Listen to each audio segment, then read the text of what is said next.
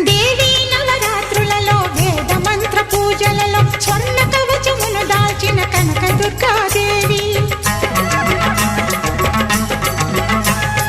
భవబంధాలను బాపే Bala Tripura Sundari నిత్యాన